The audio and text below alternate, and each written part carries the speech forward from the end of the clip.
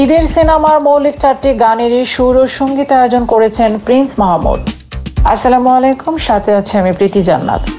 দেশের জনপ্রিয় গীতিকার, সুরকার ও সঙ্গীত পরিচালক প্রিন্স মাহমুদ।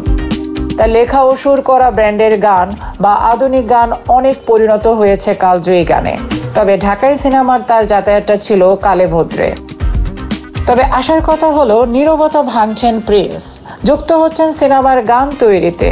তার সুর ও সঙ্গীতে প্রিয়তমা ছবির ঈশ্বর গানটি সুপার ডুপার হিটের তকমা পেয়েছে। রোজার ঈদে মুক্তি পাওয়া রাজকুমার সিনেমার বরবাদ গানটিকেও সফল নিরীক্ষা বলেছেন অনেকে। এবার আর একটি দুটি নয়, একটি সিনেমার সবগুলো গানেই করতে যাচ্ছেন তিনি। ঈদের জঙ্গলি সিনেমার মৌলিক 4টি গানেরই সুর ও সঙ্গীত আয়োজন করছেন প্রিন্স মাহমুদ। বিষয়টি নিশ্চিত করেছেন সিনেমাটির পরিচালক এম রাহিম। তিনি জানান, আমাদের ছবির সঙ্গে প্রিন্স মাহমুদ নামটি ভালোভাবেই যুক্ত করতে পেরেছি।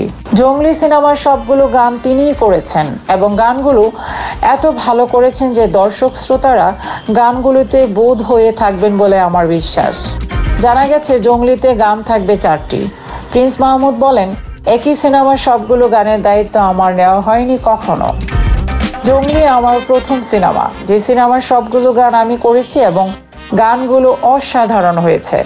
প্রিন্স এও জানান, জঙ্গলি সিনেমার আগে আরও একটি সিনেমার সবগুলো গানের দায়িত্ব নিয়েছেন তিনি, কিন্তু সেই কাজটি এখনো শেষ হয়নি।